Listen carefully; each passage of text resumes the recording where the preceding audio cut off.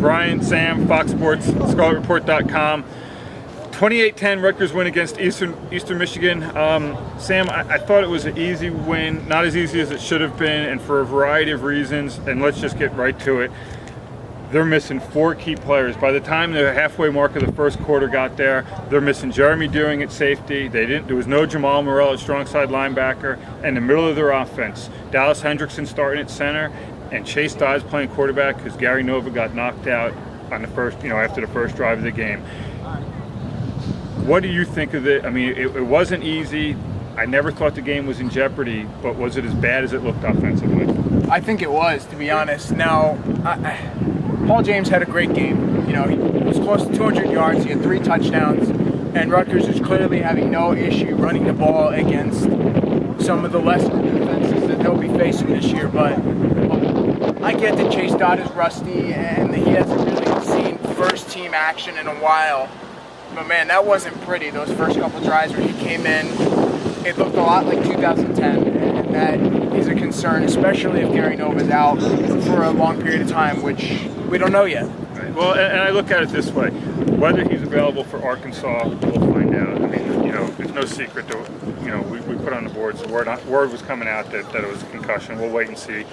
Kyle Flood didn't even want to go there when talking about what the injury was. The one thing I'll take out of it is, look, I've seen some really bad offense in this stadium before, and running the ball, they struggled to run the ball against 1AAs the last couple of years. They didn't struggle against Norfolk State. They didn't struggle in this one here. So I give them at least credit for that. And you shouldn't overlook that. I mean, hey, everybody knew they were going to run the ball, and they did, so I give them credit. When it comes to the quarterback play, it took too long at the beginning. Okay, so you want him to settle in. I thought offensive coordinator Ron Prince did a good job. He was up the second half with a nice little rollout, easy pass, wide open. It took a little bit of time for him to get the ball there to his completion. Yeah, they roll him again left the other way. This is a wide open receiver on the first chance to throw, and winds up throwing behind. I'm struggling.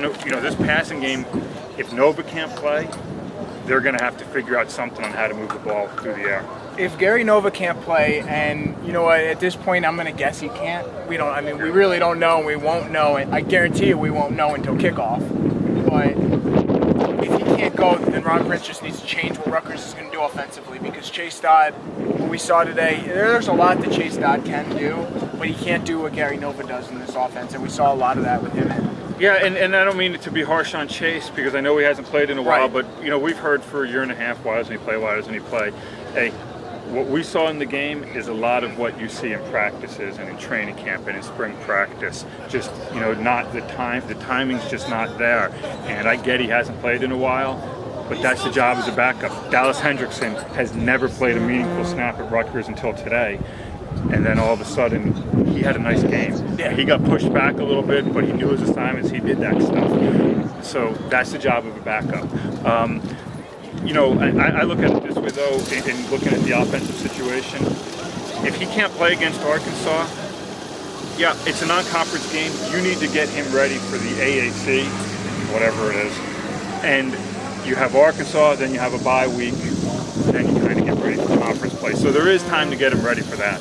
Well, you know what? Tyler Wilson came off a concussion and threw, I think, 5 touchdowns against Rutgers last year for Arkansas.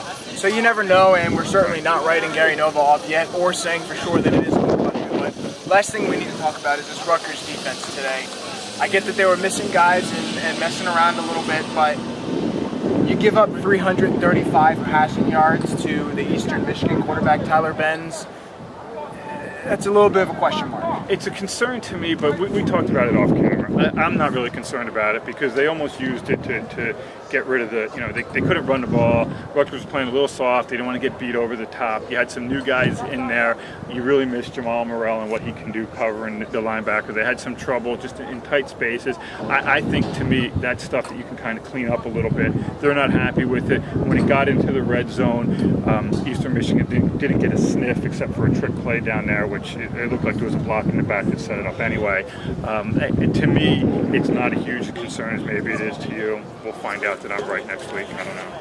Well, the Rutgers defense bent a little bit, but it did not break. Only 10 points and 6 sacks as well without Jamal Morrell in there. Rutgers wins 28-10.